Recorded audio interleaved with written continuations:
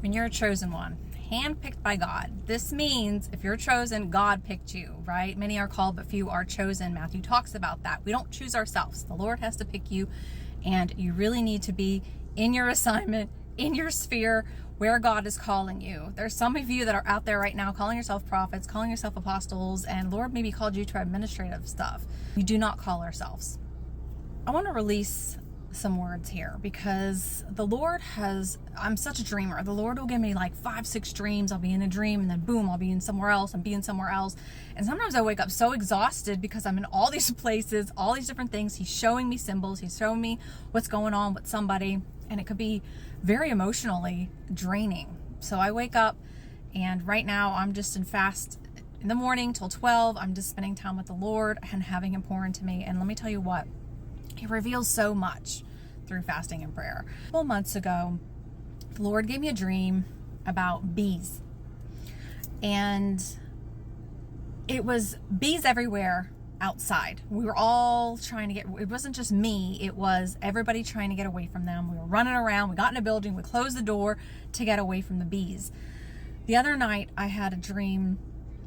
There was a bedroom. I was somewhere else. I don't know where I was. My friend, he was a guy, came down. He said, I'm going to go outside. I want you to come outside. And I didn't really want to go, but I felt Lord. I was like, all right, I have to go outside. Now, this bedroom led to a door. There was a door, and then there was a little ramp that went outside, and then there was another door. And as soon as I opened the door, I saw a massive amount of bugs, a body of water, and these bugs, as I looked really closely, they were really flat, and they had like little antennas, but they were all different sizes. There was big ones, there was little ones, and they were jumping, almost like flying or jumping from tree to tree. And I just backed up, and I was like watching these things everywhere. I mean, there were so many of them to a point where it was like gag gross. Okay, so I was like, no, I don't want anything to do with that, and I just slammed the door and I woke up. Now listen, the Lord reveals these things in our dreams, the enemy coming after us, things that are going to happen ahead. I believe sometimes we're like in the Egypt times, where he's releasing plagues. We first saw it in 2020 with COVID, and he's going to allow these things to happen, but even it's going to make you or break you.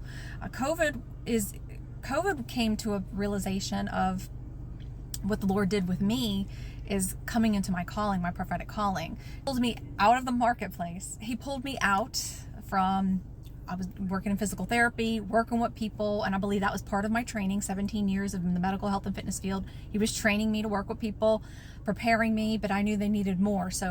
And I knew because he told me actually to quit twice. And this actually in my book, Vertical Relationship, 4 Steps to Salvation and Getting Right with God.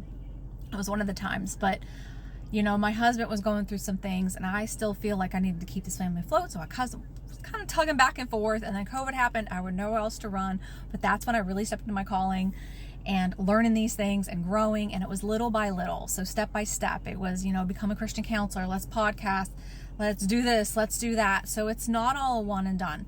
So I want you guys to understand that prophetic gifts in different seasons will flourish. Embrace that calling. Sit still with the Lord. Blessings.